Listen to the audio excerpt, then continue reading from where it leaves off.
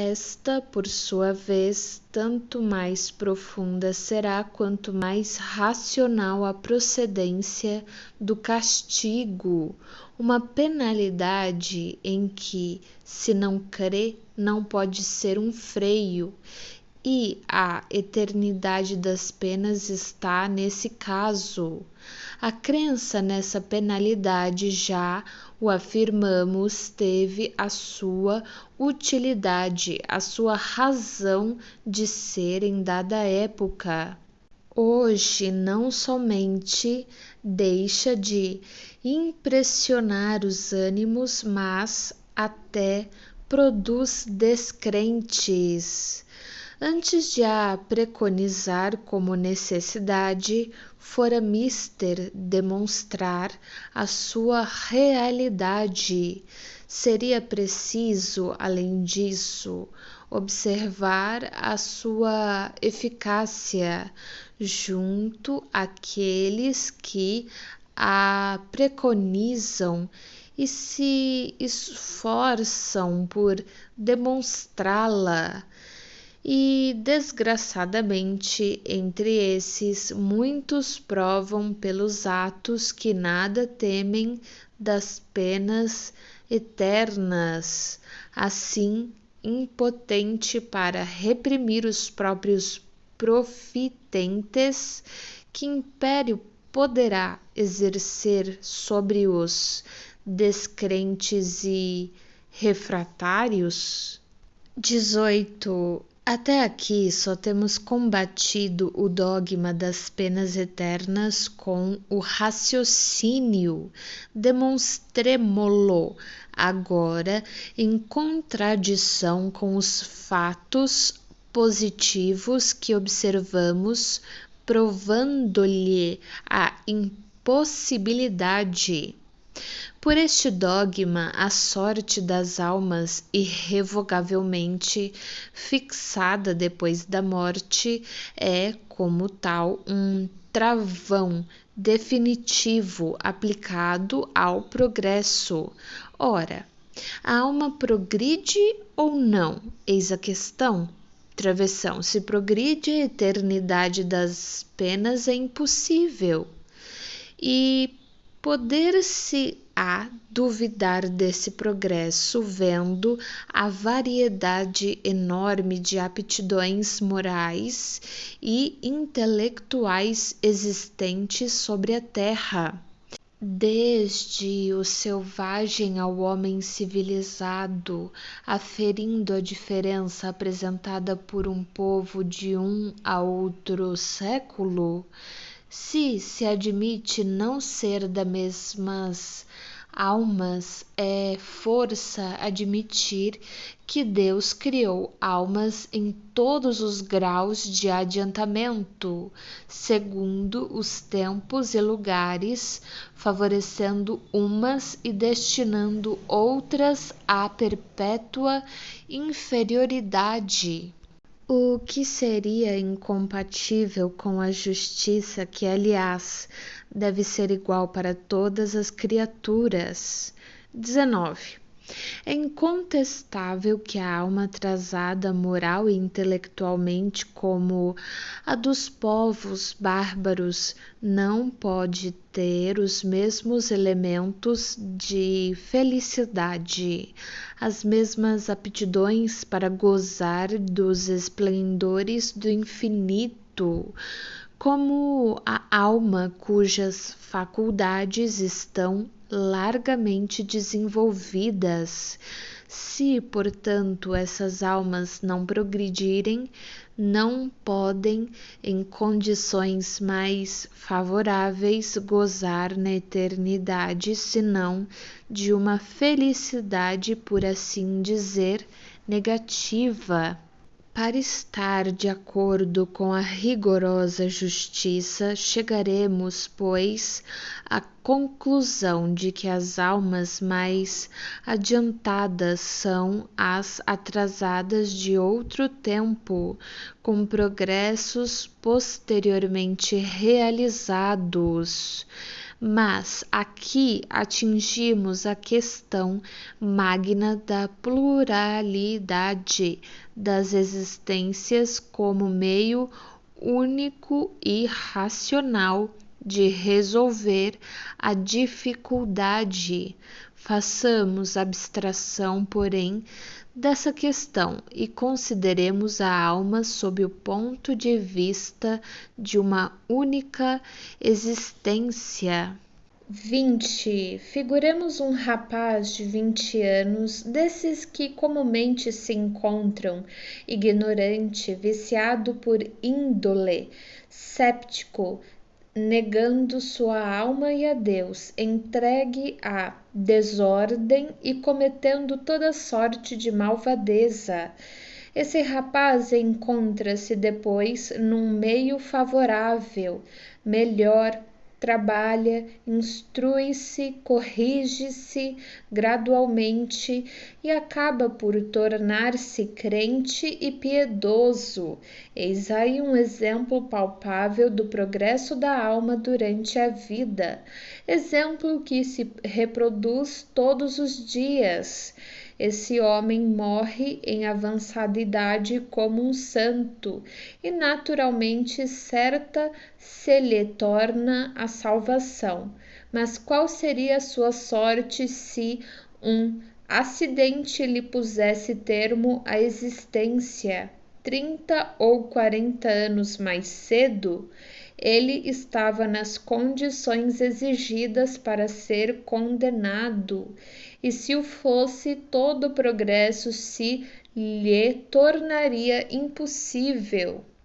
E assim, segundo a doutrina das penas eternas, teremos um homem salvo somente pela circunstância de viver mais tempo, circunstância, aliás, fragilíssima, uma vez que um acidente qualquer poderia tê-la anulado fortuitamente, desde que sua alma pôde progredir em um tempo dado. Por que razão não mais poderia progredir depois da morte, se uma causa alheia à sua vontade a tivesse impedido de fazê-lo durante a vida?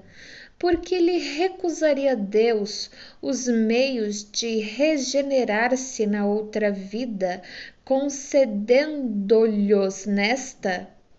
Neste caso, o arrependimento veio posto que tardio, mas se desde o momento da morte se impusesse irrevogável condenação, esse arrependimento seria infrutífero por todo sempre, como destruídas seriam as aptidões dessa alma para o progresso, para o bem.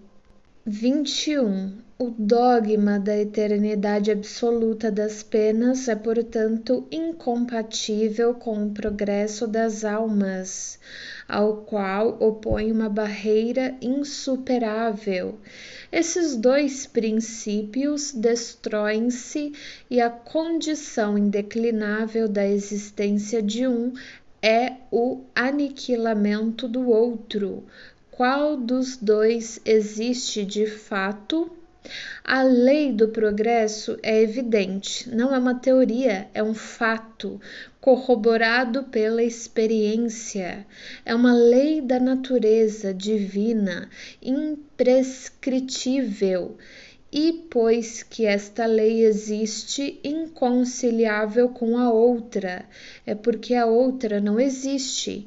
Se o dogma das penas eternas existisse verdadeiramente, Santo Agostinho, São Paulo e tantos outros jamais teriam visto o céu, caso morressem antes de realizar o progresso que lhes trouxe a conversão.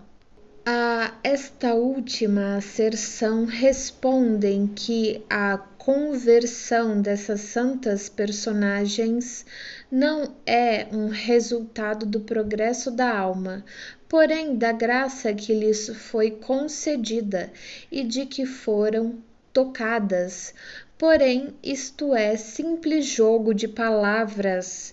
Se esses santos praticaram o mal e depois o bem, é que melhoraram, logo progrediram. E porque lhes teria Deus concedido como especial favor a graça de se corrigirem? Sim, porque a eles e não a outros. Sempre, sempre, a doutrina dos privilégios, incompatível com a justiça de Deus e com seu igual amor por todas as criaturas. Segundo a doutrina espírita, de acordo mesmo com as palavras do Evangelho, com a lógica e com a mais rigorosa justiça, o homem é o filho de suas obras, durante esta vida e depois da morte, nada devendo ao favoritismo. Deus o recompensa pelos esforços e pune pela negligência, isto por tanto tempo quanto nela persistir. 22. A crença na eternidade das penas prevaleceu salutarmente enquanto os homens não tiveram ao seu alcance a compreensão do poder moral. É o que sucede com as crianças durante certo tempo contidas pela ameaça de seres quiméricos, com os quais são intimidadas. Travessão. Chegadas ao período do raciocínio, repelem por si mesmas essas quimeras da infância, tornando-se absurdo o querer governá-las por tais meios. Se os que a dirigem pretendessem incutir-lhes ainda a veracidade de tais fábulas, certo decairiam da sua confiança. É isso que se dá hoje com a humanidade, saindo da infância e abandonando, por assim dizer, os coeiros. O homem não é mais passivo instrumento vergado à força material, nem o ente crédulo de outrora que tudo aceitava de olhos fechados. A crença é um ato de entendimento que por si mesmo não pode ser imposta. Se durante certo período da humanidade o dogma da eternidade das penas se manteve inofensivo e benéfico, mesmo chegou o momento de tornar-se perigoso, imposto como verdade absoluta quando a razão o repele. Ou o homem quer acreditar e procura uma crença mais racional, afastando-se dos que professam, ou então descrê absolutamente de tudo. Quem quer que estude o assunto calmamente, verá que, em nossos dias, o dogma da eternidade das penas tem feito mais ateus e materialistas do que todos os filósofos. As ideias seguem um curso incessantemente progressivo, e absurdo é querer governar os homens desviando-os desse curso, pretender contê-los, retroceder ou simplesmente parar enquanto ele avança, é condenar-se, é perder-se. Seguir ou deixar de seguir essa evolução é uma questão de vida ou de morte para as religiões como para os governos. Este fatalismo é um bem ou um mal? Para os que vivem no passado, vendo aniquilar-se, será um mal, mas para os que vivem pelo futuro, é uma lei do progresso de Deus em suma. E contra uma lei de Deus é inútil toda revolta, impossível a luta. Para que, pois, sustentar a todo o transe uma crença que se dissolve em desuso, fazendo mais danos que benefícios à religião? contrista de zelo, mas uma questão material domina aqui a questão religiosa. Esta crença tem sido grandemente explorada pela ideia de que, com dinheiro, se abrem as portas do céu, livrando-das do inferno. As quantias por estes meios, arrecadadas outrora e ainda hoje, são incalculáveis e verdadeiramente fabuloso imposto prévio pago ao temor da eternidade. E sendo facultativo tal imposto, a renda é sempre proporcional à crença. Extinta essa, improdutivo será aquele. De bom grado cede a criança ao bolo, a quem lhe promete afugentar o lobisomem. Mas se a criança já não acreditar em lobisomens, guardará o bolo. 24. A nova revelação, dando noções mais sensatas da vida futura e provando que podemos, cada um de nós, promover a felicidade pelas próprias obras, deve encontrar tremenda oposição, tanto mais viva por estancar uma das mais rendosas fontes de receita, e assim tem sido sempre que uma nova descoberta ou invento abala costumes inveterados e preestabelecidos. Quem vive de velhos e custosos processos jamais deixa de preconizar-lhes a superioridade e excelência e de desacreditar os novos, mais econômicos.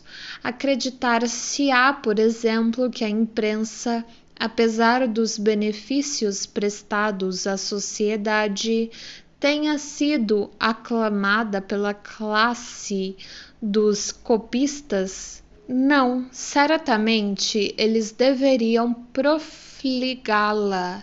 O mesmo se tem dado em relação a maquinismos, caminhos de ferro e centenares de outras descobertas e aplicações. Aos olhos dos incrédulos, o dogma da eternidade das penas afigura-se futilidade da qual se riem. Para o filósofo, esse dogma tem uma gravidade social pelos abusos que acoroçoa, ao passo que o homem verdadeiramente religioso tem a dignidade da religião interessada na destruição dos abusos que tal dogma origina e da sua causa. Enfim. 25. A quem pretenda encontrar na Bíblia a justificação da eternidade das penas, pode-se opor os textos contrários que a tal respeito não comportam ambiguidades. As seguintes palavras de Ezequiel são a mais explícita negação, não somente das penas irremissíveis, mas da responsabilidade que o pecado do pai do gênero humano acarretasse à sua raça. 1. O Senhor novamente me falou e disse: 2.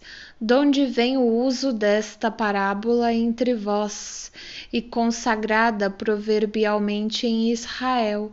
Os pais, dizeis, comeram uvas verdes, e os dentes dos filhos ficaram estragados?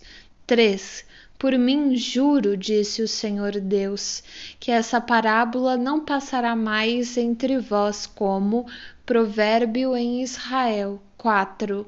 pois todas as almas me pertencem. A do Filho está comigo como a do Pai. A alma que tiver pecado morrerá ela própria. 5. Se um homem for justo, se proceder segundo a equidade e a justiça. 7. Se não magoar nem oprimir ninguém, se entregar ao seu devedor o penhor que este lhe houver dado, se não tomar nada do bem de outrem por violência, se dá o seu pão a quem tem fome, se veste os que estão nus. 8. Se não se presta à usura e não percebe mais do que tem dado, se desvia sua mão da iniquidade e promove um juízo conciliatório entre dois que contendem. 9. Se caminha segundo a pauta dos meus preceitos e observa as minhas ordens para obrar conforme a verdade, esse homem é justo e viverá muito certamente, disse o Senhor Deus. 10. Se esse homem tem um filho que dê em ladrão e derrame sangue, ou que cometa algumas destas faltas. 13. Esse filho morrerá muito certamente, pois tem praticado todas essas ações detestáveis, e seu sangue permanecerá sobre a terra.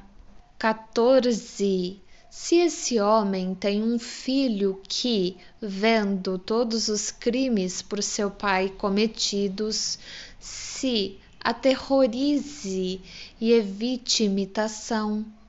17. Este não morrerá por causa da iniquidade de seu pai, mas viverá muito certamente.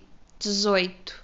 Seu pai, que tinha oprimido os outros por calúnias e que tinha praticado ações criminosas no meio do seu povo, morreu por causa da sua própria iniquidade.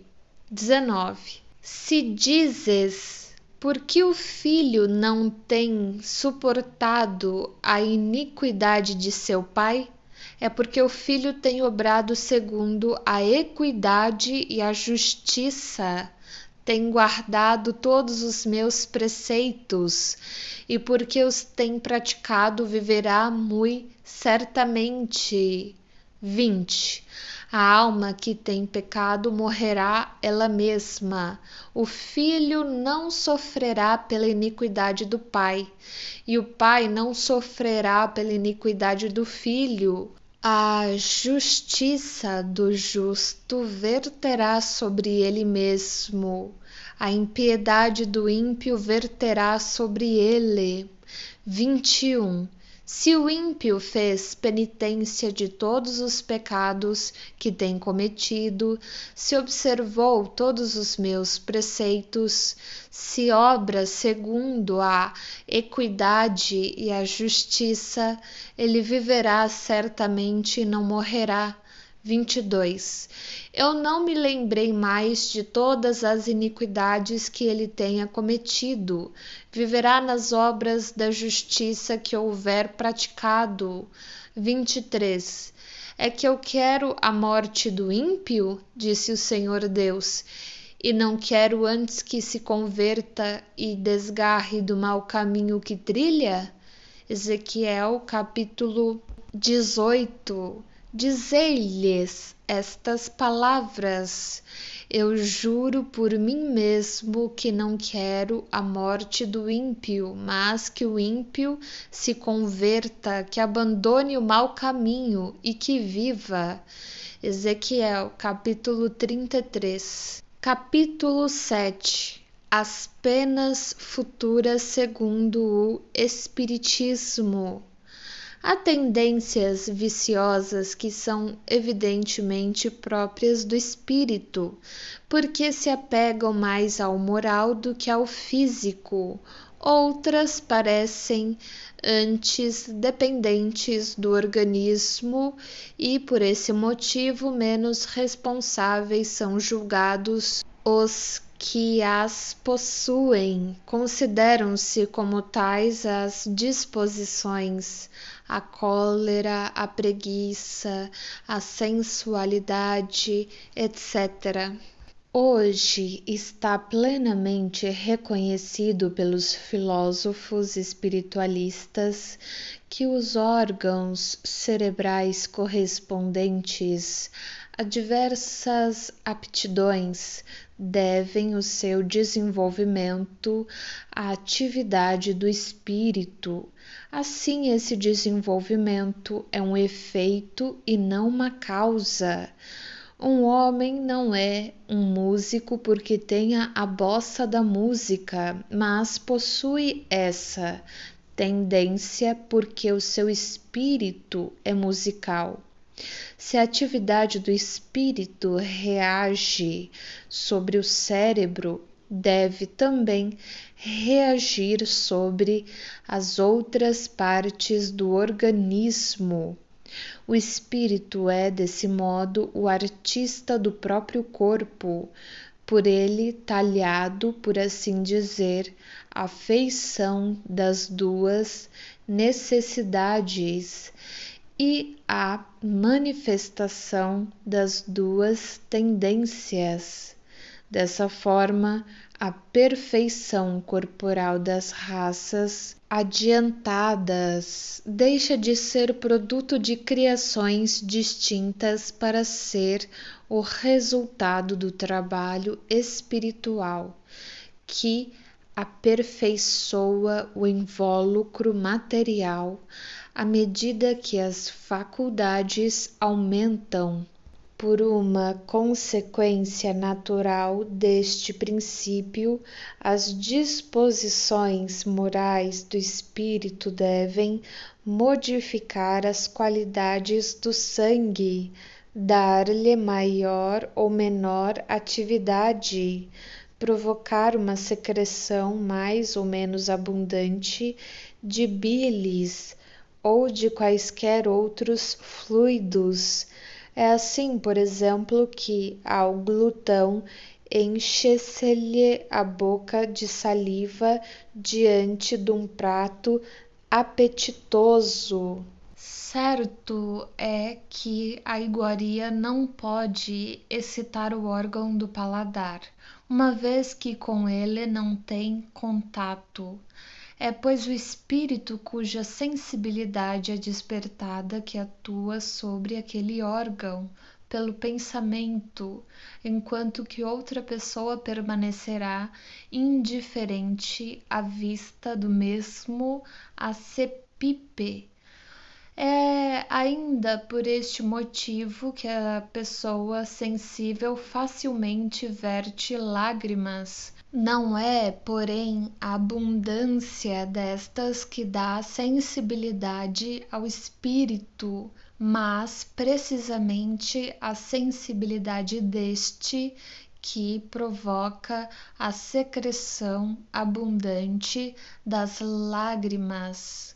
Sob o império da sensibilidade, o organismo condiciona-se à disposição normal do espírito, do mesmo modo porque se condiciona à disposição do espírito glutão.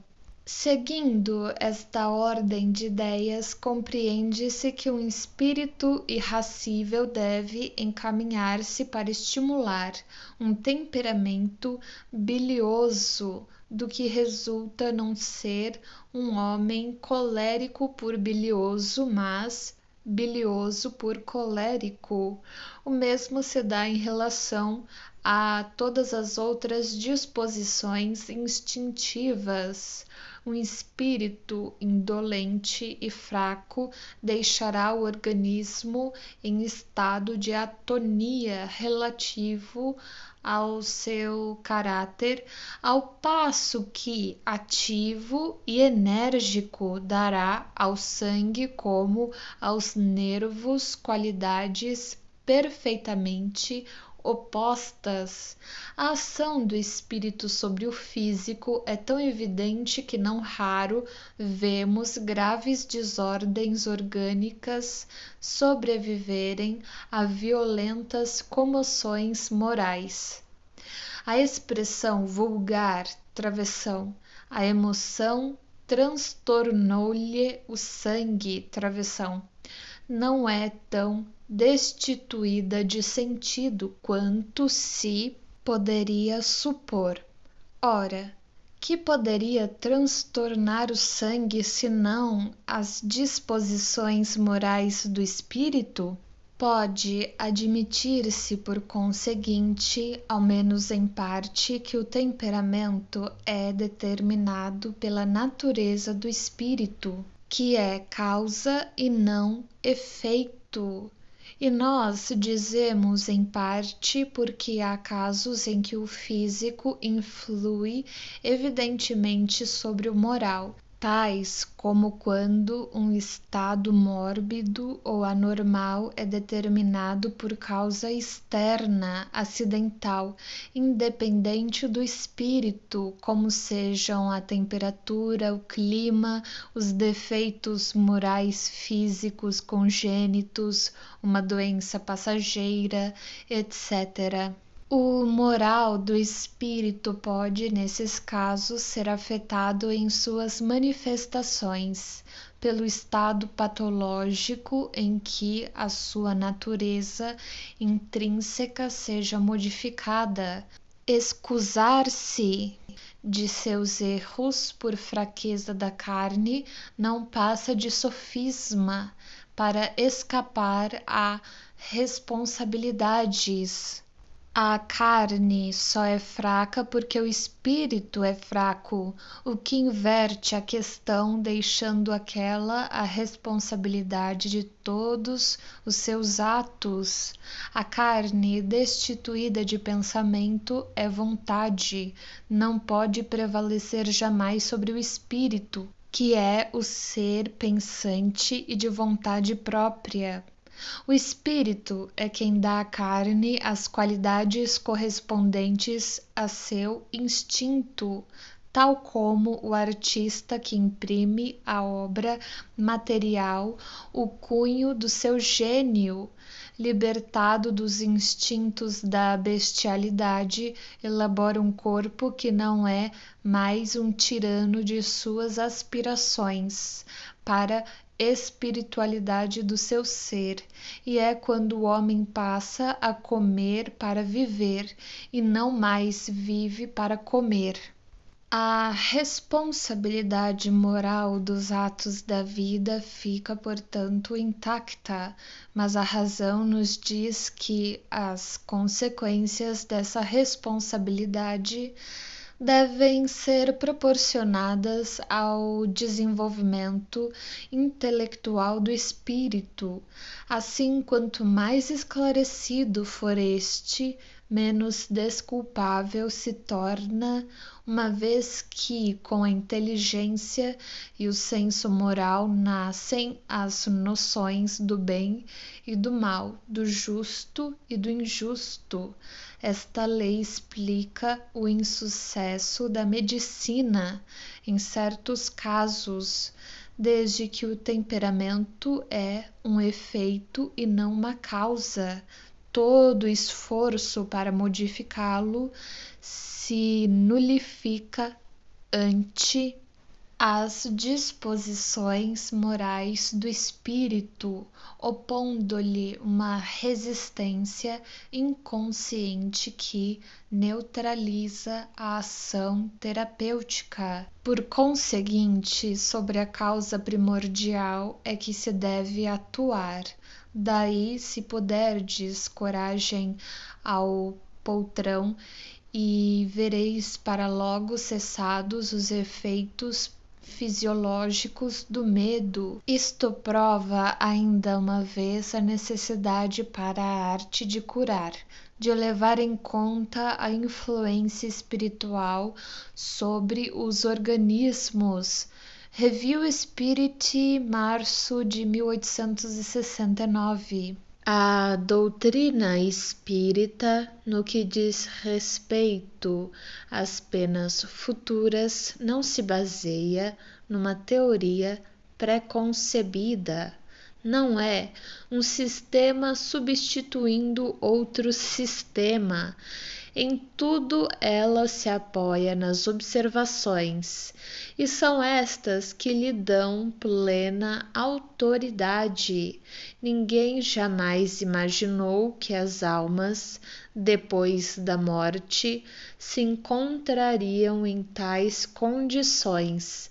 São elas, essas mesmas almas partidas da terra, que nos vêm hoje iniciar nos mistérios da vida futura, descrever-nos sua situação, feliz ou desgraçada, as impressões, a transformação pela morte do corpo, completando em uma palavra os ensinamentos do Cristo sobre esse ponto.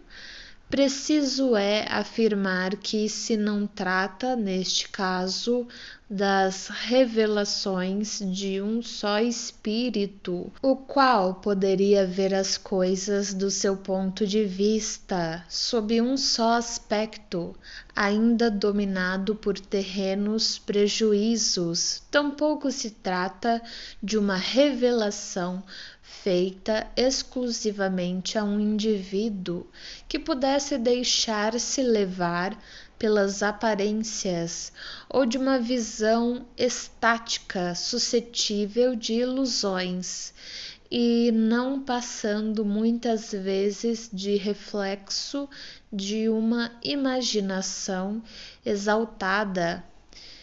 Trata-se, sim, de inúmeros exemplos fornecidos por espíritos de todas as categorias, desde os mais elevados aos mais inferiores da escala, por intermédio de outros tantos auxiliares, entre parênteses, médiuns, disseminados pelo mundo, de sorte que a revelação deixa de ser privilégio de alguém, pois todos podem prová-la, observando-a, sem obrigar-se à crença pela crença de outrem. O Espiritismo não vem, pois, com sua autoridade privada, formular um código de fantasias. A sua lei, no que diz respeito ao futuro das almas, deduzida das observações do fato, pode resumir-se aos seguintes pontos: 1. A alma ou espírito sofre na vida espiritual as consequências de todas as imperfeições que não conseguiu corrigir na vida corporal. O seu estado, feliz ou desgraçado, é inerente ao seu grau de pureza ou impureza. 2. A completa felicidade prende-se à perfeição, isto é, à purificação completa do espírito. Toda imperfeição é, por sua vez, causa de sofrimento e de privação de gozo, do mesmo modo que toda perfeição adquirida é fonte de gozo e atenuante de sofrimentos. 3. Não há uma única imperfeição da alma que não importe funestas e inevitáveis consequências, como não há uma só qualidade boa que não seja fonte de gozo. A soma das penas é assim proporcionada à soma das imperfeições, como a dos gozos, a das qualidades. A alma que tem 10 imperfeições, por exemplo, sofre mais do que a alma que tem 3 ou 4. E quando dessas 10 imperfeições não lhe restar mais que metade ou um quarto, menos sofrerá. de todo extintas, então a alma será perfeitamente feliz. Também na terra, quem tem muitas moléstias sofre mais do que quem tenha apenas uma ou nenhuma. Pela mesma razão, a alma que possui 10 perfeições tem mais gozos do que outra menos rica de boas qualidades.